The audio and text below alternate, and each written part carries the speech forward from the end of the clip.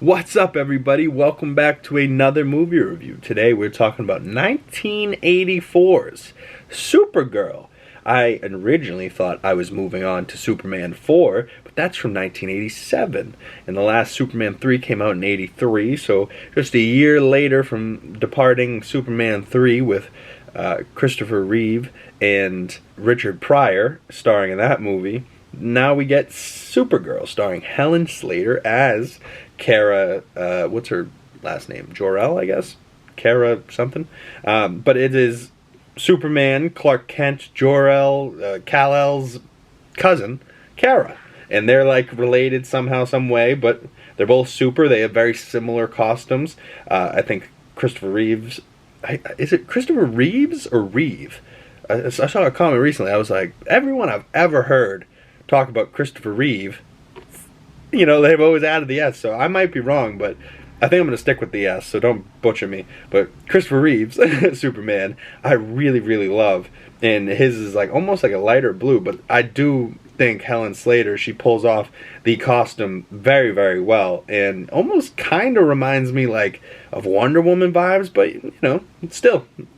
And she does take the name Linda as her like alias, and she turns into a brunette. I'm like, at least her alter ego is a little bit better than Clark Kent just putting on glasses. You know what I mean? Like, but I don't know. This movie's very, very much so of its time. But there is the one scene at the beginning that I was like, yeah, that's still a good scene. There's these two creepy guys hitting on this girl, and they start like getting too close and weird and touching her and shit, and they're like, hey, why don't you come with us, baby? Hey, look back here. Moves her cape, starts to look at her ass, and she just kind of like grabs one by the face and just picks him up off the ground and throws him, and then pushes the other one. Like, yeah, fuck those guys. Regardless if you're a superwoman or not, fight back, punch these guys in the dick, you know? Like, don't let these fucking weirdos talk to you like that unless you want them to talk to you like that. If you're into it, it's one thing, but like, if there's just creepy guys coming up to you catcalling and shit, don't stand for that shit.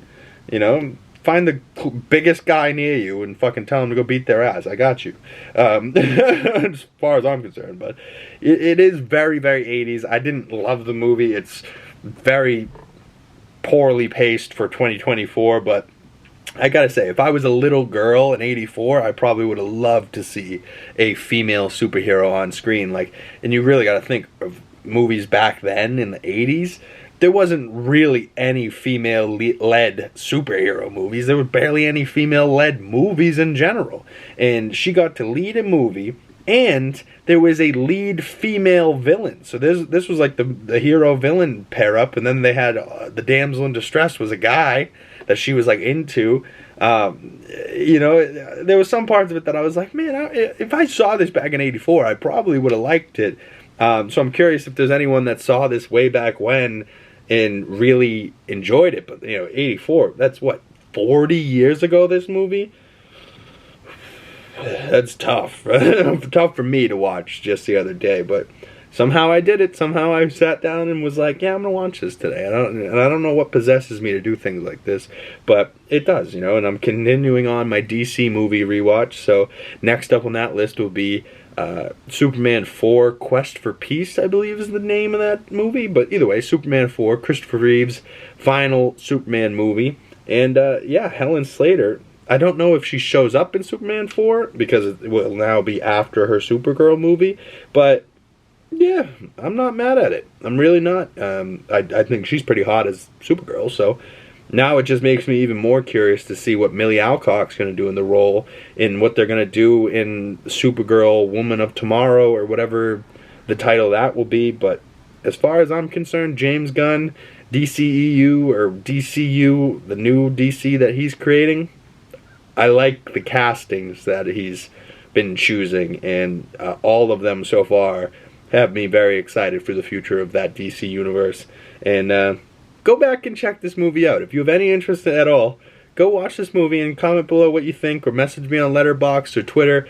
All my links for my other social media is down in the description below. I think I gave this movie, hold on, let me check. Supergirl from 1984, I gave 2 stars, about a 4 out of 10, and that's 100% based on today watching it. You know, if I watched it years ago, you know, even in early 2000s, maybe I would have liked it more. But I will say, after watching Madam Web the other day, I think I might have liked Supergirl better, but Madam Web's just good because it's modern people that I know. You know, like, even some of the actors that are side characters are actors that I know from other things because it's my generation of shit.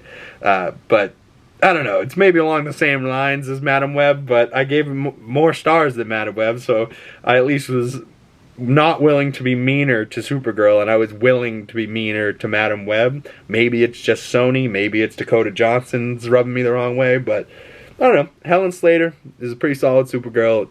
2 out of 5 stars, 4 out of 10. That's my review, and I will see you beautiful people in the next video. Stay tuned, and I'll see you guys when I see you guys. Peace.